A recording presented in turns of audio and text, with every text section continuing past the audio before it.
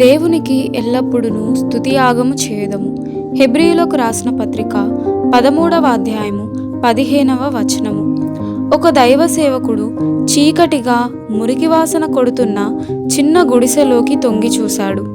ఎవరు బాబూ అంది అంటూ ఒక నీరసమైన స్వరం వినబడింది. అగ్గిపుల్ల వెలిగించేసరికి అవసరాలతో బాధలతో శుష్కించిపోయిన ఒక ముసలి ఆకారం కనిపించింది. నల్లగా ముడతలు పడిపోయిన ముఖంలో జాలిగా బేలగా ప్రశాంతంగా చూసే కళ్ళు. ఆ కుక్కి మంచం మీద పడి ఉన్న ఒక ముసలవ్వ. ఫిబ్రవరి నెల చలి వణికించేస్తున్న ఆ గుడిసెలో చలి కాసుకునేందుకు కుంపటి లేదు. ఆమెకి తినడానికి తిండి లేదు. ఆమెకి ఉన్నవల్లా రెండు కీళ్లవాతం, దేవునిపై విశ్వాసం. ఇక అంతకంటే దిక్కులేని స్థితిలో మరెవరూ ఉండరు. కానీ ఆ ముసలవ్వ తనకిష్టమైన పాట ఒకటి పాడి వినిపించింది. నేను పడే కష్టం తెలియదెవరికి, యేసుకు తప్ప తెలియదెవరికి. నేను పడే కష్టం తెలియదెవరికి, హల్లెలూయా స్తోత్రం. పడుతూ ఉంటాను, లేస్తూ ఉంటాను, నిలబడతాను, కూలిపోతాను, మహిమ నా చుట్టూ ప్రకాశిస్తుంది.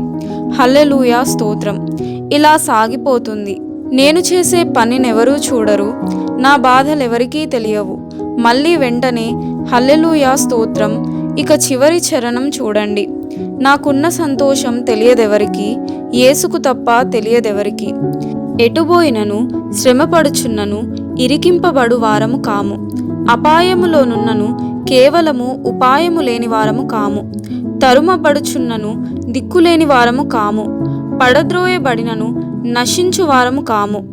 ఆ ముసలవ్వకున్న ఆనందాన్ని అర్థం చేసుకోవాలంటే ఈ వాక్యాన్ని గుర్తు చేసుకోవలసిందే. మార్టిన్ లూథర్ తన మరణశయ్య మీద ఉన్నాడు. బాధతో మూలుగుతూ ఆ బాధలోనే 4 మాటలు చెప్పగలిగాడు. ఈ బాధలన్నీ ప్రెస్లో కంపోజిటర్లు టైపు సెట్టింగ్ చేయడం లాంటివి. కంపోజ్ చేసినప్పుడు మన అర్థాన్ని అందరూ చదవగలరు. కానీ అప్పటిదాకా కూడా మనం ఆగనక్కర్లేదు. తుఫాను వస్తున్నప్పుడు ఓడలో తిరుగుతూ నావికులకి ధైర్యం చెప్తున్న పౌలు విషయం ఊహించండి. భయంతో కొయ్యబారిపోయిన వాళ్లతో ధైర్యం తెచ్చుకోండి అంటున్నాడు. పౌలు, లూథరు, ఆ ముసలి నీగ్రో స్త్రీ, వీళ్ళంతా వికసించిన సూర్యకాంతి పుష్పాలు.